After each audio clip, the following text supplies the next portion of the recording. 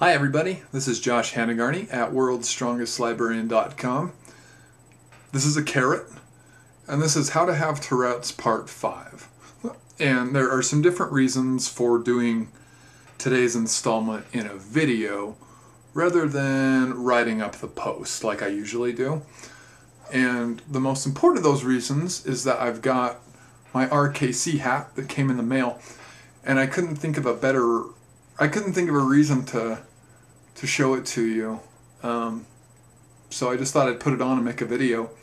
Another reason is that as you can see, I'm actually having some tics tonight, and some of you sickos who follow the series have emailed me and said, "Well, I want to see the tics. I don't want to hear them. I want to see them." Well, it's kind of been a long day today, and I knew that the tics would be kind of bad tonight. So here you go. I hope it makes you happy. Now, the other thing is, I get a lot of emails from parents of people with Tourette's, and people who have Tourette's themselves, and they say, "Your stories are great, they're funny, you're so handsome, you're such an awesome guy, and we love your hot voice, but do you have any sort of advice about how to deal with this, how to deal with that?" And I sort of do. Tonight I'm going to talk about two common situations I deal with Tourette's that are very hard to handle. I'm going to put the carrot down before I put my eye out. Two situations that I run into a lot. They're kind of hard to deal with. I don't have great answers, but I have a couple things you could try and a couple of good answers. One of the most common tics I have are tics that nobody else notices. It's not like the stuff it's not like the stuff you're seeing right now, which is undeniably awesome and impossible to ignore. Whoop! I bite my mouth a lot. There are mornings where I'll wake up and I'm biting my lips, I'm biting my cheeks right off the bat, I'm ripping my tongue to pieces, and it just sucks.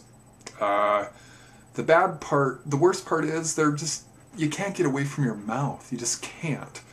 And so, to protect myself from my teeth, I've tried some different things. The obvious one...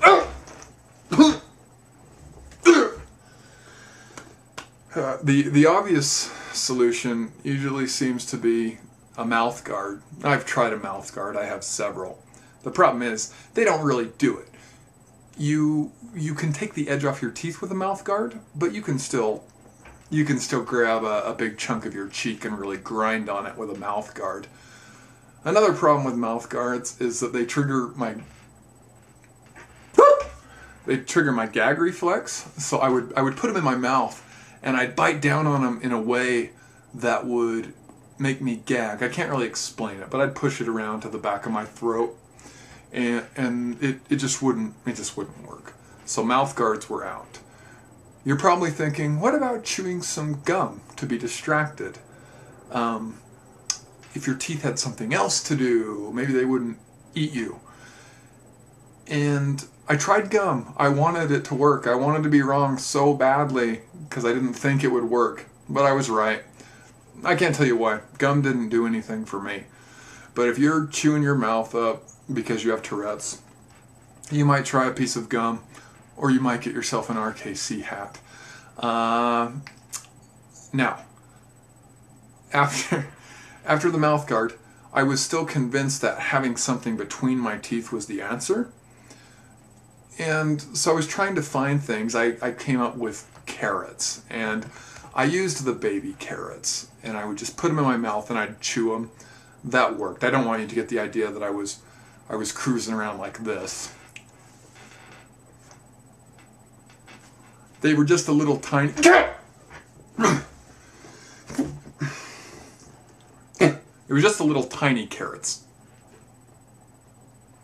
I can only imagine what this looks like right now. The little carrots worked, but the problem is I couldn't have them in my mouth and without chewing them. So the carrots worked fine until I'd eaten about 12 pounds of carrots, and then you can probably guess how that felt. So the carrots were out. The best thing I came up with, which turned out to be another terrible idea, I wish I had some of it with me now, but I went to AutoZone and I bought some fuel line. And if you don't know what fuel line is, you buy it in a big coil. It's about that big around. It's just a hollow, clear rubber tube. I would put it between my teeth. I could bite down on it, and I couldn't chew it up. I couldn't eat it. It didn't make me gag. But I would tear it up really quick, and it was a pain to keep cutting up pieces. So what wound up happening was that I'd buy this coil of it. It would be big. And I had this old leather jacket I'd wear, and I put the coil inside of the jacket pocket, and I would just run this piece all the way from my belt line, where my pocket was, all the way up to my mouth. So I'd be walking around, really being cool, with this giant piece of tube running to my mouth that was full of spit, and then as I breathed, it would fog up and then clear up. And it worked, but at a time when I was interested in girls for the first time, it was not what I wanted. So I kind of gave up on the tube.